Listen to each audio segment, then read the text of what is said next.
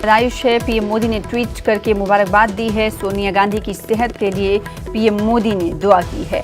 इस वक्त की बड़ी खबर आपको दे दें कि सोनिया गांधी का आज यौम पैदाइश है।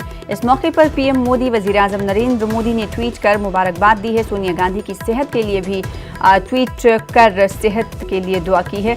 साथ ही साथ ये भी बताते हुए चले कि सोनिया गांधी इस बार अपना यौम पैदाइश नहीं मनाएंगी। किसानों की वजह से उन्होंने अपना यौम पैदाइश नहीं मनाने का फैसला किया है और यौम पैदाइश के मौके पर वज़ीर-ए-आज़म नरेंद्र मोदी ने ट्वीट कर मुबारकबाद सोनिया गांधी को दी है। साथ ही साथ सेहत के लिए भी सोनिया गांधी की दुआएं की है वज़ीर-ए-आज़म नरेंद्र मोदी ने, क्योंकि सोनिया गांधी गुज़िश्ता काफ़ी वक्त से हमने देखा कि वो अलील हैं और पीएम मोदी ने ट्वीट करते हुए आज सेहत के लिए सोनिया गांधी की दुआ की है। तो सोनिया गांधी आज यौम पैदाइश अपना नहीं मना रही हैं। साथ ही साथ अपने नाज़रीन को बताते हुए चलें, क्योंकि उनका मानना है कि किसान जिस तरह से एहतजाज कर रहे हैं और इस एहतजाज के दरमियान वो अपना बर्थडे नहीं सेलिब्रेट करेंगी।